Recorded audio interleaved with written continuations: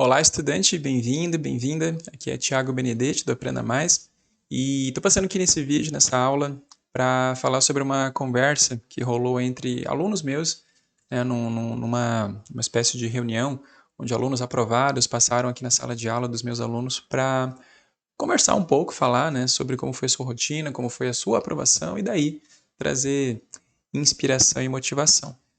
E numa dessas falas, né, num desses discursos, uma aluna aprovada em Medicina Federal fez uma citação, não uma citação, né, falou uma coisa que quase todo mundo fala, mas daí veio um aluno que fez uma pergunta em cima disso e isso gerou todo um debate bem legal e eu queria compartilhar isso aqui com vocês. Vou abrir aqui meu quadro para a gente ver o que foi dito e qual é a didática aqui que eu queria que você entendesse. Olha só, essa aluna aprovada em algum momento falou assim, né, perto da prova, né, depois da prova, ela foi perguntar assim, qual foi a sensação de ter feito a prova? Tu sabia que já tinha passado? Você sentiu que já estava aprovada? E ela respondeu lá, né, deu a resposta dela e falou assim, no fim das contas eu fiz o que eu poderia, né, fiz o que poderia ser feito e dei o meu melhor. Né, a sensação dela após, né, fazer a prova, né, na descrição dela foi essa, ela fez o que poderia ser feito e deu o melhor dela, certo? Então a sensação foi essa.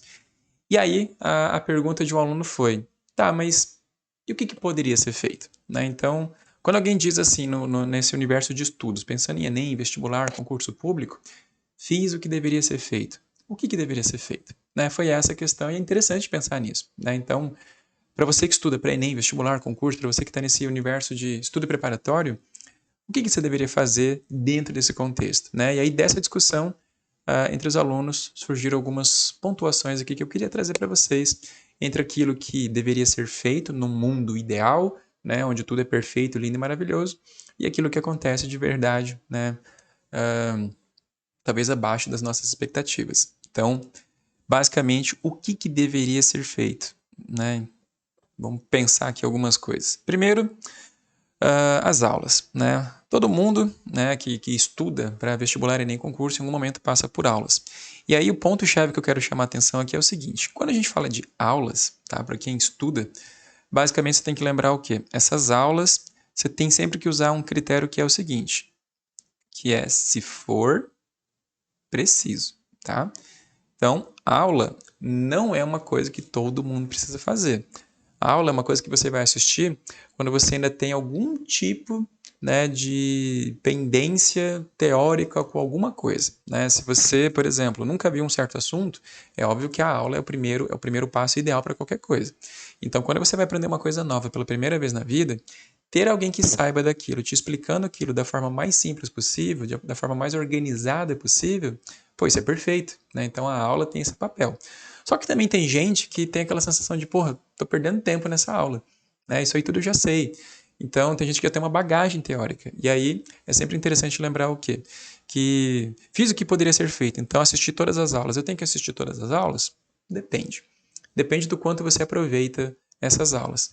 Tem conteúdo, tem matéria, tem disciplina, tem coisas que você não precisa ver, porque você talvez já saiba, ou porque é muito fácil, ou porque é irrelevante, né? Pode ser, você precisa ver todas as videoaulas na internet sobre tudo que você tem ali de biologia? Não.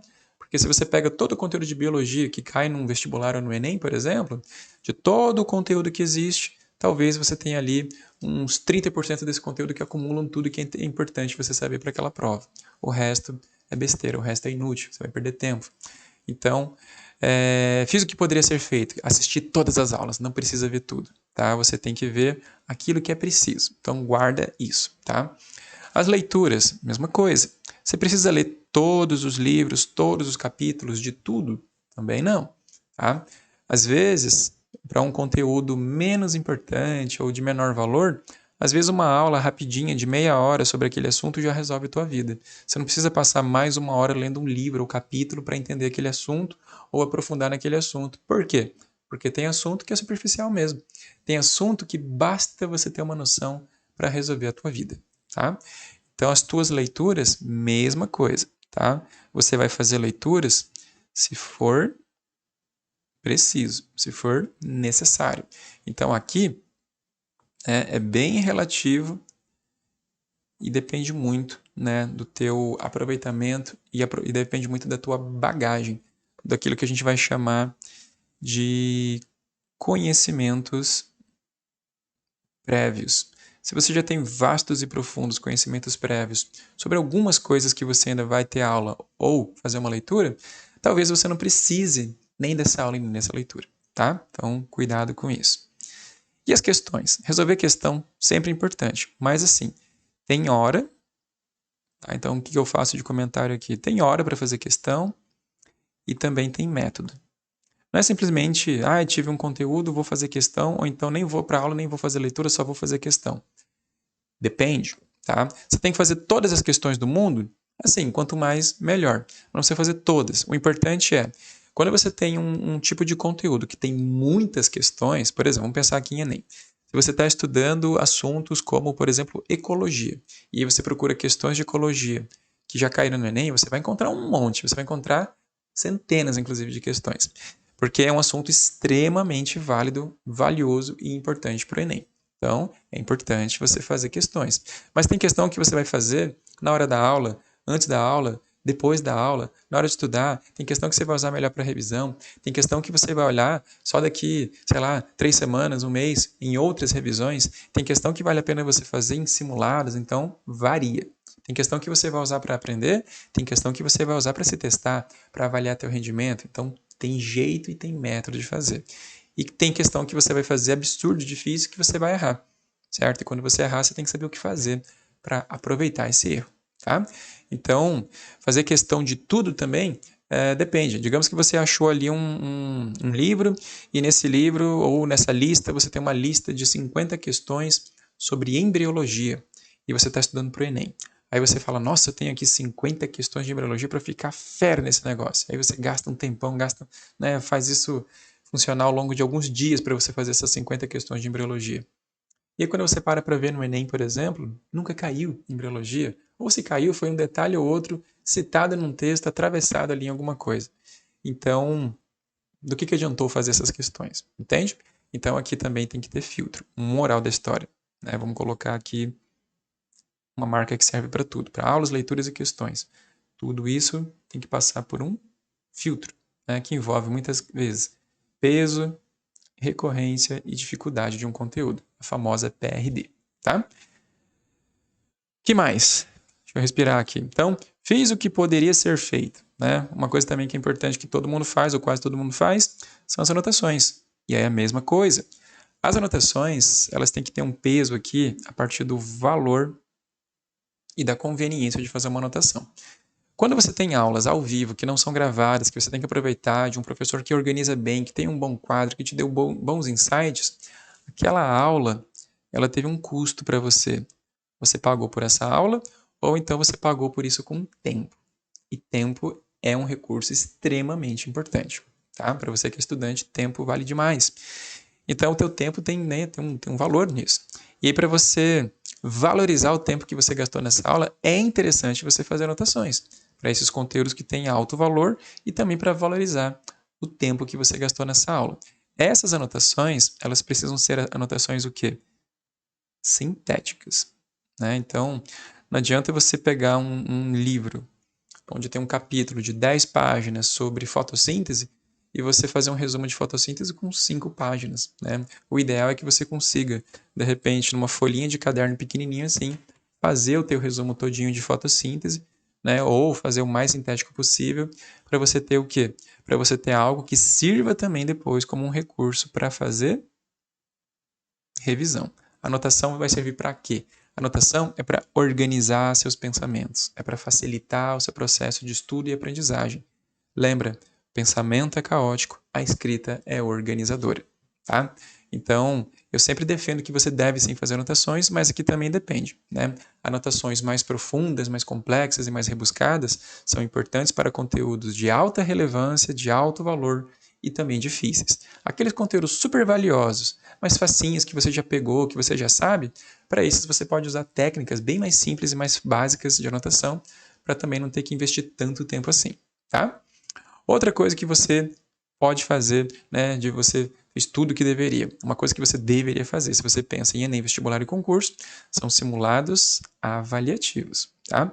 Para você saber se essa teoria toda, se esse trabalho todo está funcionando e servindo de alguma coisa e entregando o resultado que você quer, você precisa fazer verificação de resultados, né? Para você saber se a tua rotina de estudo está entregando o resultado que você deseja ter, em algum momento, né, você tem que fazer simulados avaliativos. Qual momento? Aí vai da tua rotina, né? Você pode fazer micro simulados todo final de semana, ou você pode fazer simulados a cada quinzena, né? Uma semana sim, semana não, ou todo final de mês você pode fazer simulado, a cada final de ciclo de estudo, varia, tá? Isso vai de acordo com o seu projeto de estudo.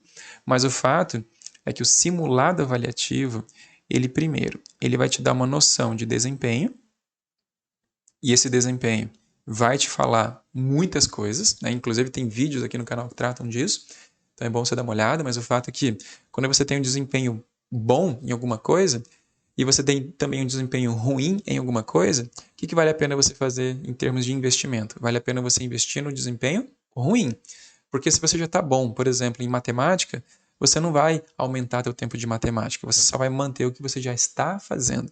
Agora, se você está indo bem em matemática, mas está indo mal em química, isso quer dizer que você tem que rever teu plano de estudo de química e melhorar teu desempenho. Porque quando você deixa de ser ruim, o teu desempenho já sobe, certo? Então, pensa por esse viés. E isso tem o que então? Isso tem consequência, né? Um simulado avaliativo que você faz, ele vai te dar um desempenho e ele vai ter que te gerar uma consequência, né? O simulado avaliativo, ele é uma espécie de bússola que te diz, ó, aqui tá bem, aqui tá mal, faz isso, faz aquilo. Melhora nisso ou dá um tempo naquilo. Então, ele te diz o que você deveria fazer. E toda vez que você faz um simulado, alguma mudança tem que acontecer na tua vida, a não ser que você tenha gabaritado o simulado, a não ser que você tenha ido muito bem no simulado, tá? Agora, se você teve algum problema, algum BO, alguma situação qualquer complicada, então você tem que ter consequências em relação a isso, certinho? Uma das consequências é olhar para as revisões. Revisão, lembra? Sem revisão não tem aprovação, tá? A revisão significa olhar para trás. Então, fiz o que podia ser feito. O que você podia ter feito de principal? Esse monte de coisa que você fez, ó, aula, leitura, questão, anotação e simulados, isso está mostrando, né, conteúdo novo, está trabalhando conteúdo novo. Os simulados já olham para o conteúdo antigo.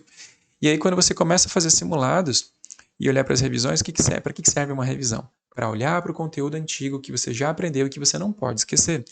Então, quando a gente pensa em fazer revisão, essas revisões elas têm que acompanhar o teu ritmo de estudo. Então, você vai ter uma rotina de estudo, paralelo a isso, é uma rotina de revisão.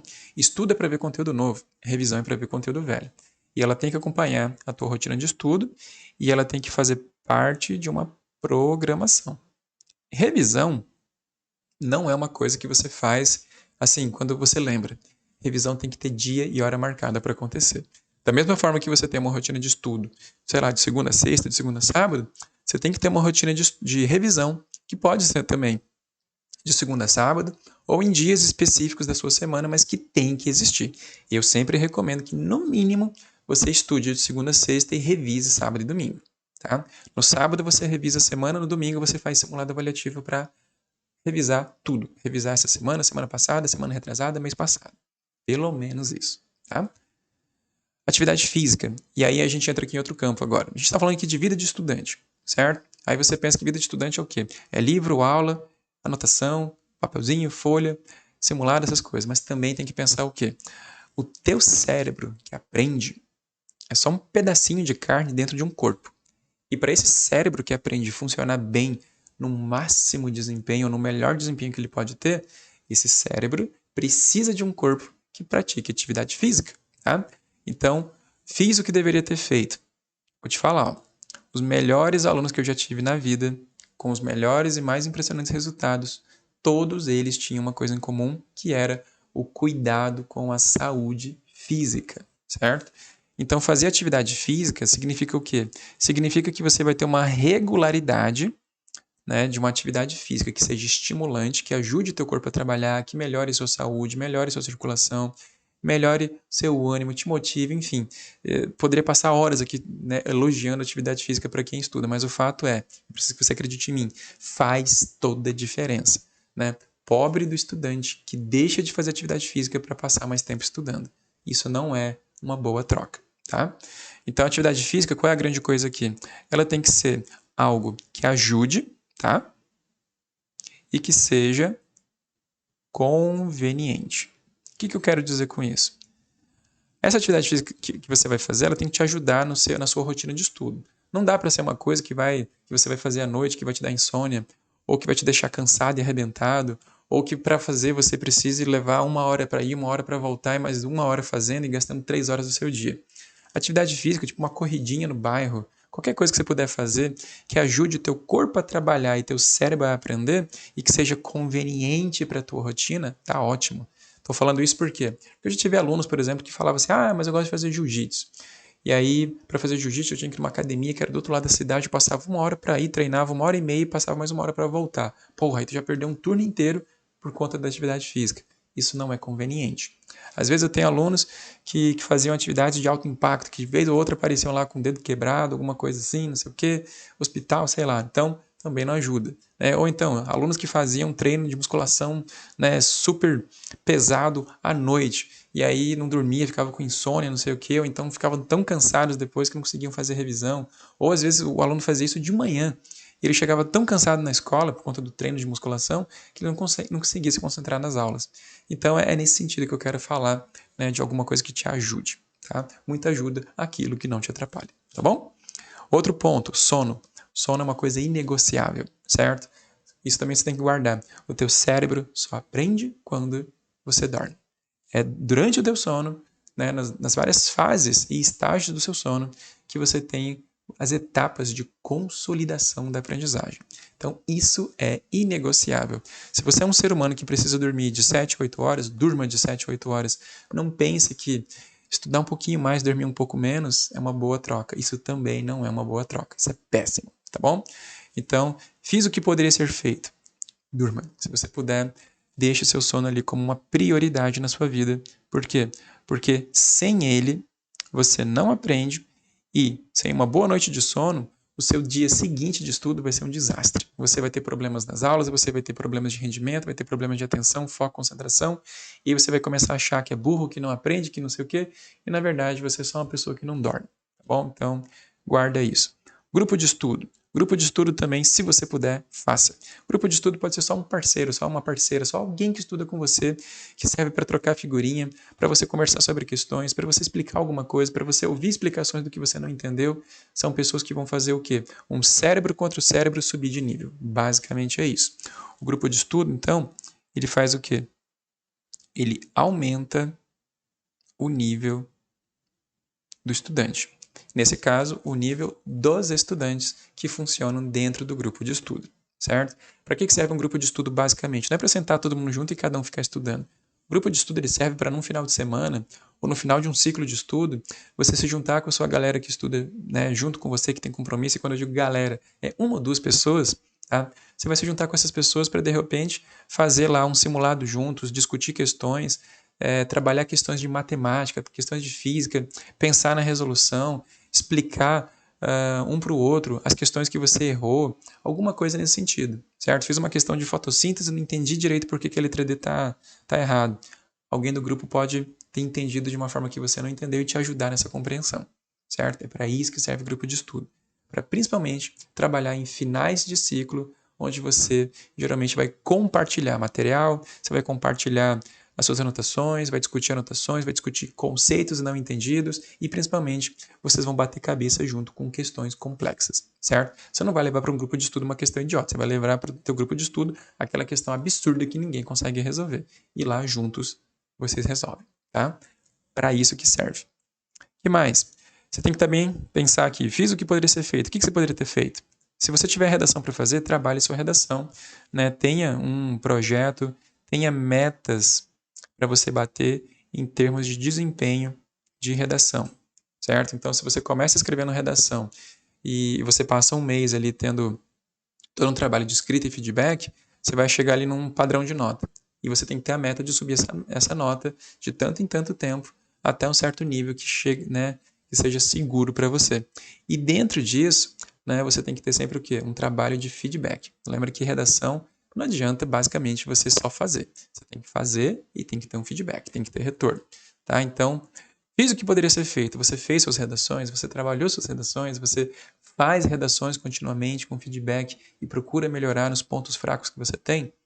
Fica aí também essa questão para você resolver. E por fim, treinamento. Fez o que poderia ser feito. Você está treinando para passar na prova que você tem que passar? Você está fazendo provas de verdade?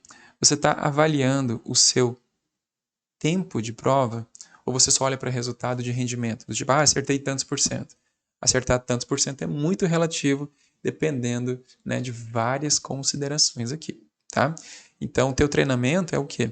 É você pegar uma prova de verdade, simular as condições reais, verificar a sua taxa de acerto, sua taxa de erro, onde você foi bem, onde você foi mal, mas acima de tudo é você verificar também se você está dentro do tempo de prova, se você está dando conta de fazer o que você tem que fazer no tempo que te deram para fazer a sua prova, certo? Isso é uma coisa que você tem que fazer. Então, quando alguém me pergunta, né, sobre fiz o que poderia ser feito, o que poderia ser feito então? Pelo menos isso. Tá? Com certeza, tem outras coisas ainda que podem entrar aqui nessa listinha. Aqui eu estou trazendo principalmente aquelas que foram discutidas por esse grupo de alunos nesse dia dessa palestra. E aí eu queria tua colaboração nesse ponto, certo? Quando a gente diz ali, fiz o que poderia ser feito e dei o meu melhor, o que mais você acha que poderia ser feito? O que mais você acha que poderia entrar aqui como consideração dessa lista daquilo que poderia ser feito por um estudante que estuda para Enem, vestibular, concurso ou qualquer outra coisa que seja? Tá? Espero que você possa deixar o seu comentário para que a gente possa ter aqui na comunidade pessoas comentando e ajudando a gente a entender o que mais a gente poderia fazer, tá bom? Com isso, a gente encerra aqui o nosso papo. Deixa eu voltar aqui para olhar você de perto e ficar aqui então essa reflexão final, certo? Dentro de um mundo, né, dentro de uma perspectiva ideal, aquilo que poderia ser feito, dá para você fazer, você precisa mesmo fazer, dá para pensar nas considerações por trás de tudo isso, de que forma você poderia fazer tudo isso dentro da sua realidade e das suas condições. E, principalmente, você concorda com essa lista que eu deixei aqui? Você acha que tem alguma coisa que está sobrando? Tem coisa que está faltando? Se puder, deixa ali um comentário, tá bom? Se puder também, além do comentário, não esquece de curtir esse material, não esquece de compartilhar isso com colegas que precisam, de repente, ouvir um pouquinho sobre tudo isso, tá? Para que esse vídeo possa chegar em mais pessoas e ajudar mais estudantes por aí. Tá bom? Então, obrigado por ter ficado aqui até o final. Valeu, a gente se vê numa próxima aula.